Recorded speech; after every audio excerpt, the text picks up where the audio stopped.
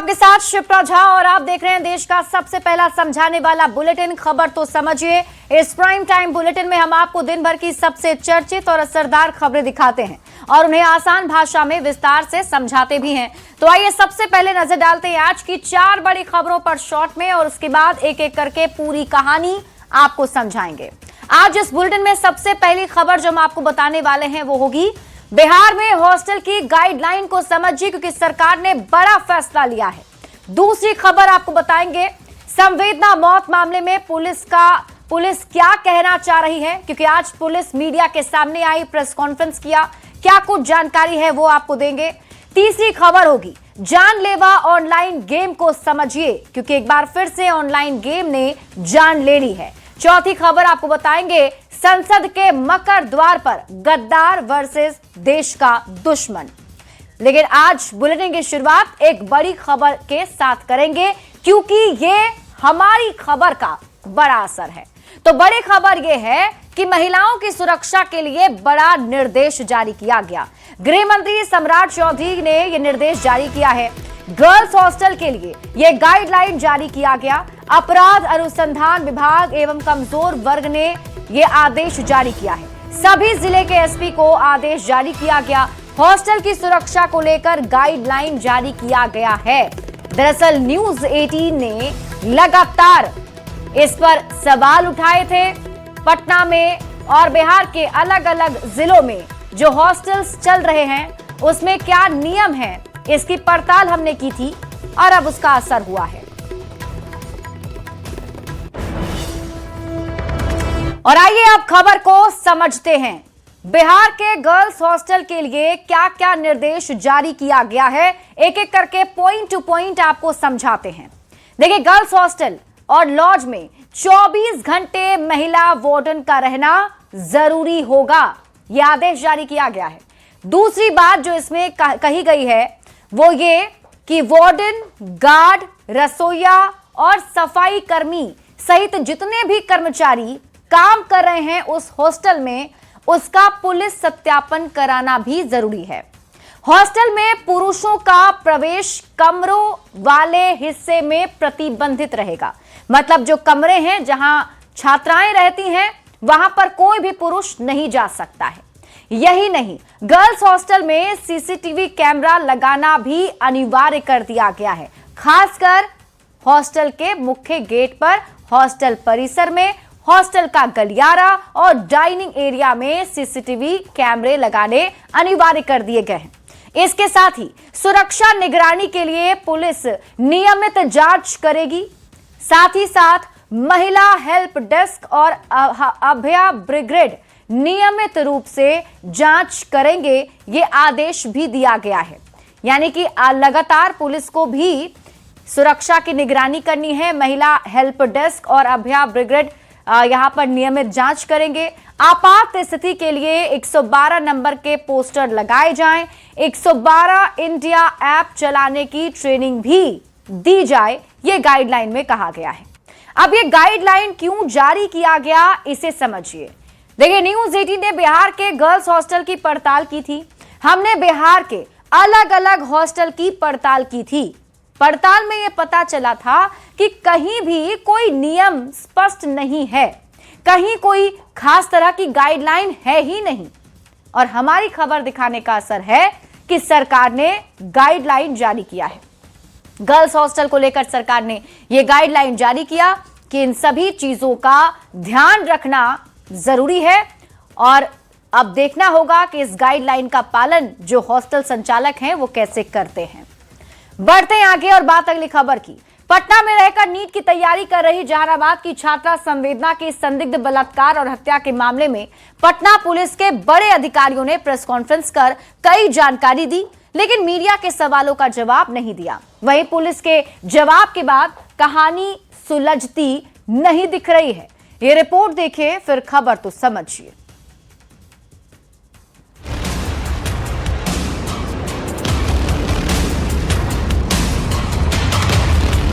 जहानाबाद की बेटी संवेदना की मौत के 24वें दिन पटना पुलिस एक बार फिर मीडिया के सामने आई। पटना पुलिस के बड़े अधिकारियों ने प्रेस कॉन्फ्रेंस किया, लेकिन मीडिया के सवालों के जवाब नहीं दिए। प्रेस कॉन्फ्रेंस में पटना के एसएसपी कार्तिकेय शर्मा ने अब तक की जांच की स्थिति बताई और ये माना कि शुरुआती जांच में पटना पुलिस के अफसरों से गलती हुई। चित्रगुप्त नगर थाना की एसएचओ रोशनी कुमारी की ओर से लापरवाही बरती गई। कदमकुआं थाना के इंचार्ज पर भी लापरवाही का आरोप है, जिनके खिलाफ एक्शन लेते हुए अनुशासनात्मक कार्रवाई की जा रही है। हालांकि पुलिस ने यह भी कहा कि पहले दिन परिवार के लोगों ने ही पुलिस कार्रवाई से इनकार किया था। प्रभात मेमोरियल अस्पताल की सूचना पर एफआईआर दर्ज हुई। हालांकि बाद में घर वालों ने 9 जनवरी को पुलिस को कॉल कर बुलाया।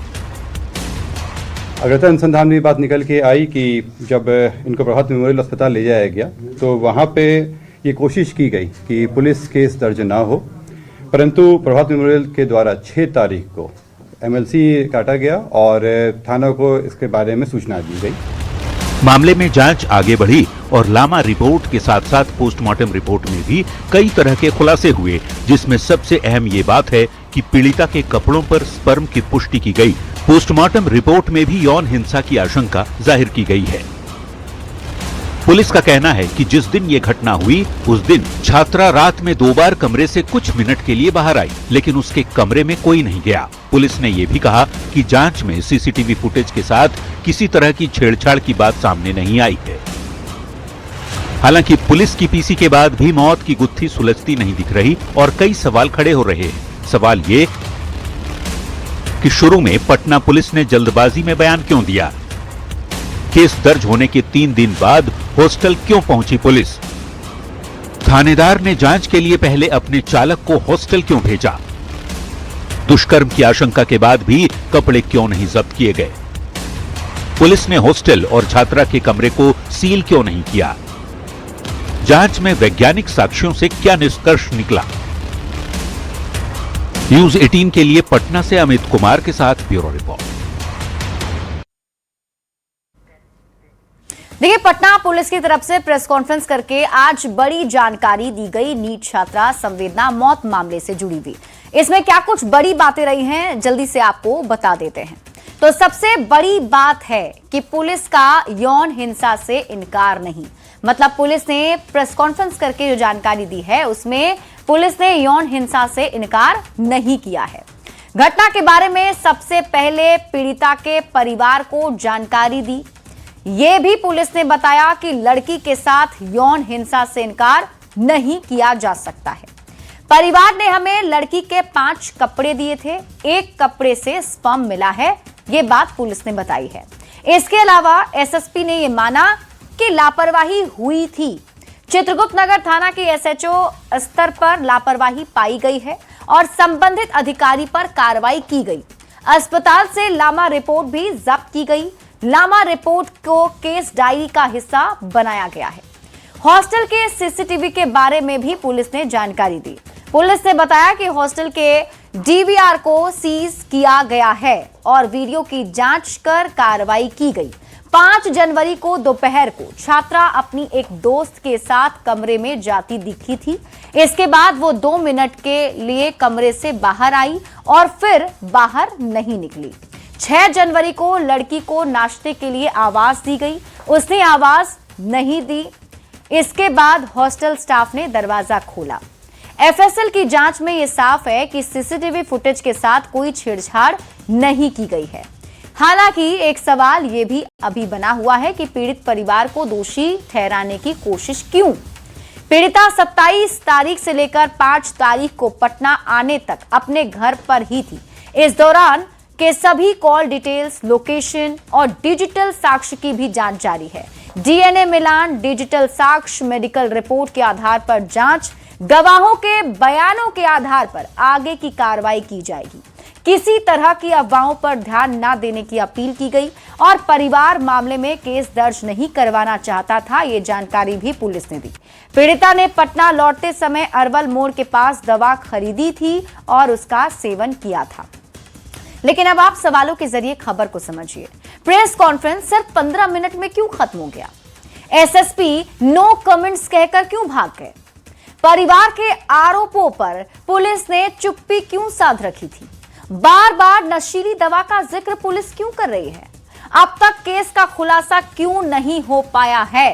सीबीआई जांच की सिफारिश हो चुकी है, फिर पुलिस ने पीसी क्यों की? ये वो तमाम सवाल हैं जो उठ रहे हैं और ये सवाल इसलिए उठाए जा रहे हैं क्योंकि अभी भी इस मामले में कई ऐसी बातें हैं जो सामने नहीं आ चुकी हैं। मामले पर डीजीपी विनय कुमार का बड़ा बयान सामने आया है। बड़ी खबर आपको बता रहे हैं, डीजीपी विनय कुमार का यह बड़ा बयान। उन्होंने कहा कि नीट छात्रा मौत मामले में संबंधित हॉस्टल पर कार्रवाई होगी, क्योंकि उन्होंने पुलिस को इन्फॉर्म क्यों नहीं किया था। पुलिस को जो भी जानकारी मिली वो हॉस्पिटल से मिली है। उन्होंने कहा कि हॉस्टल संचालिका चाहती तो डायल 112 को भी बता सकती थी, लेकिन उन्होंने ऐसा नहीं किया, इसलिए उनके खिलाफ भी हम लोग एक्शन लेंगे। उनके हॉस्टल का लाइसेंस रद्द करवाएंगे। आपको निश्चित रूप से जो मैनेजमेंट है वहां का हॉस्टल का, उसकी यह जिम्मेवारी है कि यदि सामान्य से सामान्य घटना होती है उसकी भी जानकारी थाना को दें, क्योंकि यह बच्चियों की सुरक्षा और उनके सुरक्षित भविष्य का सवाल है। इसलिए सूचना देने में कोई कोताही नहीं बरती जानी चाहिए। अभी जो घटना हुई है उसमें यह पाया गया कि पुलिस को सूचना देने में काफी विलंब हुआ। ये हॉस्टल की भी जिम्मेवारी है, इसके लिए उन पे कार्रवाई की जाएगी और उनको हॉस्टल चलाने के जो लाइसेंस है उसको कैंसिल किया जाएगा। She can not run any hostel in Patna. हम लोग इंश्योर करेंगे कि जो भी संचालिका है जिसमें घटना हुई है उन्होंने पेरेंट्स को खबर कर दिया, इसके संकेत मिले हैं, लेकिन पुलिस को एकदम ही नहीं खबर किया। डायल 112 को खबर कर सकते हैं, डायल 112 यहाँ पे अवेलेबल है, 10 मिनट के अंदर में हमारी डायल 112 पहुंच जाती है। बढ़ते आगे और बात अगली खबर की। भोपाल और गाजियाबाद से आई एक खबर सुनकर किसी का भी कलेजा कांप उठेगा। गेमिंग की लत और डिजिटल दुनिया के असर ने 4 बच्चों की जिंदगी छीन ली। भोपाल में एक छात्र फांसी के फंदे पर झूल गया तो गाजियाबाद में घर की 9वीं मंजिल से कूदकर 3 बहनों ने आत्महत्या कर ली। यह घटना सिर्फ एक परिवार का दर्द नहीं बल्कि हर माता पिता और हर परिवार के लिए एक गंभीर चेतावनी है। यह रिपोर्ट देखिए, फिर खबर तो समझिए।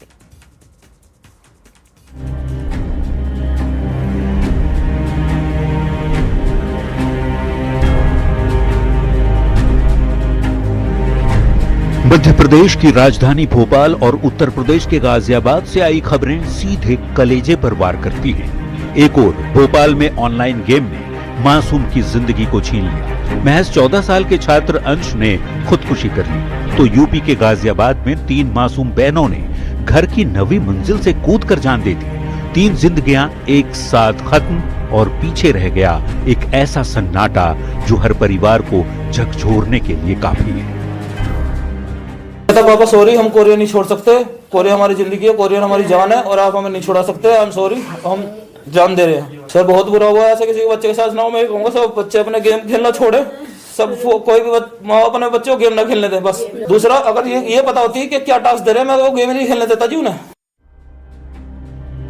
जानकारी के मुताबिक तीनों बच्चियां कोरियन कल्चर गेम से प्रभावित थीं। तीनों बहनें गेमिंग की लत में इस कदर डूबी हुई थीं कि असल दुनिया से उनका रिश्ता टूट चुका था।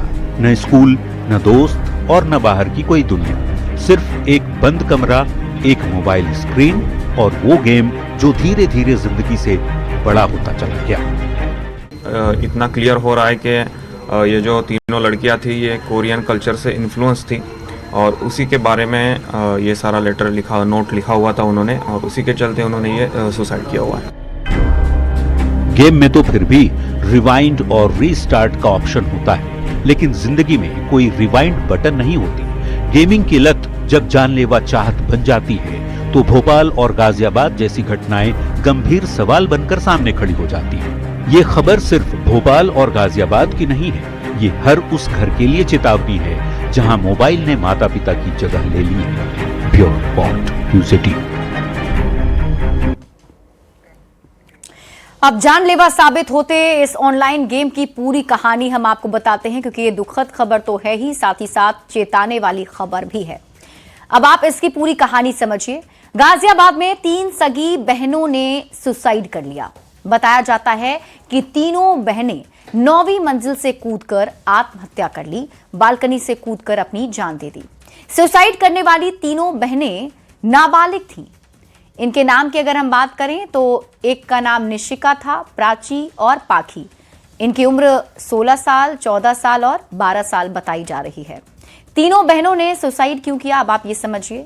तो ऑनलाइन गेम की लत इन तीनों को लग गई थी। परिवार ने गेम खेलने से मना किया था, तो इसी वजह से छत से कूदकर तीनों ने जान दे दी। कौन सा गेम खेलती थी ये तीनों बहनें? तो कोरियन लवर गेम की आदी हो चुकी थी ये तीनों बच्चियों ने नोट में क्या लिखा, अब आप ये जान लीजिए। नोट में उन्होंने लिखा, सॉरी मम्मी पापा, गेम नहीं छोड़ पाएंगे, और ये लिखकर अपनी जान दे दी। कोरियन लवर गेम को आप समझिए। इंटरनेट पर चलने वाला ऑनलाइन चैट सिस्टम है। इसमें सामने वाला खुद को कोरियन बताकर बात शुरू करता है। यह गेम सोशल मीडिया और मैसेजिंग एप्स के जरिए लोगों के बीच फैलता है। क्या होता है कोरियन लवर जैसे ऑनलाइन गेम में, अब आप ये समझिए। तो इसमें बच्चों को टास्क दिया जाता है। शुरू में सामने वाला दोस्ती और प्यार की बातें करता है। शुरू में आसान टास्क दिए जाते हैं और धीरे धीरे बच्चे इसके आदी होते चले जाते हैं। फिर बच्चों को खतरनाक टास्क दिया जाता है। बच्चों पर मानसिक दबाव बनने लगता है। कई मामलों में बात ना मानने पर डराया जाता है और दबाव की वजह से खेलने वाला व्यक्ति तनाव में आ जाता है। दबाव में आया व्यक्ति आत्महत्या तक कर लेता है। कैसे कैसे खतरनाक टास्क दिए जाते हैं, अब आप ये समझिए। तो इसमें से ऐसा कहा जाता है कि हाथ की नस काट लीजिए। इनफैक्ट ये टास्क दिया जाता है कि छत से कूद जाएं। भारत में पहले भी ऑनलाइन गेम के चक्कर में कई जान जा चुकी है। उस आंकड़ों पर अगर हम ध्यान दें तो 2017 के आसपास ब्लू व्हेल गेम से कई बच्चों की जान चली गई थी। ब्लू व्हेल चैलेंज गेम को सुसाइड गेम भी कहा जाता है। ब्लू व्हेल को भारत सरकार ने 2017 में बैन कर दिया था। अब आप खबर तो समझिए। बच्चा में फोमो यानी फियर ऑफ मिसिंग आउट का भारी दबाव है। दोस्तों का ग्रुप कोरियन गेम खेल रहा है तो हम कहीं पीछे ना छूट जाएं। यही पीयर प्रेशर उन्हें मौत के मुंह में धकेल रहा है। माता पिता को डिजिटल पेरेंटिंग सीखने की जरूरत है। बच्चों को मोबाइल देकर जिम्मेदारी से मुक्त आप नहीं हो सकते हैं, क्योंकि आजकल बहुत आसानी से बच्चे को मोबाइल दे दिया जाता है और पेरेंट फ्री हो जाते हैं। भारत में मोबाइल के इस्तेमाल पर आंकड़े क्या कहते हैं, अब आप ये जान लीजिए। तो इस्तेमाल के आंकड़े ऐसे हैं कि 6 से 8 घंटे तक बच्चे इसका इस्तेमाल करते हैं हर रोज, और 12 से 18 साल के बच्चे की उम्र है। मतलब ये इस उम्र के बच्चे औसतन 6 से 8 घंटे तक मोबाइल यूज करते हैं। अब आप खबर तो समझिए। बच्चों को मोबाइल से दूर रखने के लिए क्या करें? तो बिना जरूरत के बच्चों को फोन दे ही नहीं। बच्चों के सामने फोन का यूज आप भी कम करें। फोन में हमेशा पासवर्ड लगा कर रखें। बच्चों के साथ इंडोर आउटडोर गेम खेलें। बच्चों को समय दें। उन्हें साथ में घुमाने के लिए बाहर ले जाएं, क्योंकि अब ये सब कुछ करना बेहद जरूरी हो गया है ताकि बच्चे अपने पेरेंट्स से जुड़े रहें। बढ़ते आगे और बात अगली खबर की। संसद परिसर में आज राजनीति का वो चेहरा दिखा जहां शब्दों ने शिष्टाचार की सीमा तोड़ दी।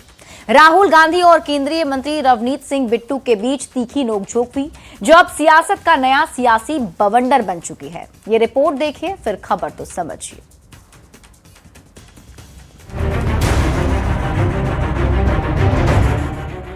ये तस्वीर संसद परिसर की है, मकर द्वार की। वही जगह जहां देश की राजनीति के लिए मर्यादा तय होती है, जहां शब्द तौले जाते हैं और आचरण मिसाल बन जाता है। लेकिन आज इसी परिसर में जो कुछ हुआ उसने संसद और सड़क के फर्क को धुंधला कर दिया। तंज भरी मुस्कान के साथ इस सियासी टकराव की शुरुआत हुई। राहुल गांधी निलंबित सांसदों के साथ प्रदर्शन कर रहे थे, तभी पास से गुजरते दिखे केंद्रीय मंत्री रवनीत सिंह बिट्टू। आरोप है कि बिट्टू ने व्यंग्य करते हुए कहा कि ये कारगिल की जंग जीत कर आए हैं। माहौल यहीं से बिगड़ गया। राहुल गांधी 2 कदम आगे बढ़े और बिट्टू को सीधे गद्दार कह दिया। बात संभालने के लिए हाथ बढ़ाया गया, लेकिन हाथ नहीं मिले। जवाब में बिट्टू ने पलटकर कहा, देश के दुश्मन। कुछ सेकंड की ये बातचीत राजनीति की लंबी कहानी बन गई।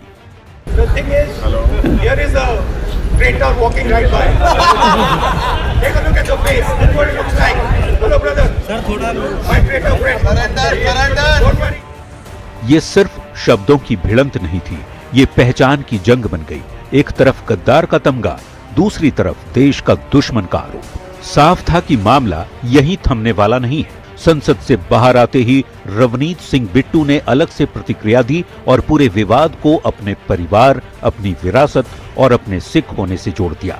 विडंबना यह है कि रवनीत सिंह बिट्टू कभी राहुल गांधी के भरोसेमंद और करीबी नेताओं में शुमार थे। लुधियाना से सांसद रहे बिट्टू कांग्रेस का कभी बड़ा चेहरा थे, लेकिन 2024 के लोकसभा चुनाव से पहले उन्होंने कांग्रेस से नाता तोड़ लिया और बीजेपी का दामन थाम लिया। आज वो केंद्र सरकार में मंत्री हैं। शायद यही राजनीतिक अलगाव, यही टूटा रिश्ता आज संसद के गलियारों में तंज और तलखी बनकर फूट पड़ा। दोस्ती से दुश्मनी तक का ये सफर कैमरों में कैद हो गया। Bureau report, news 18। और इसी के साथ इस बुलेटिन में अभी के लिए बस इतना ही। आप देखते रहिए न्यूज़ 18 बिहार झारखंड।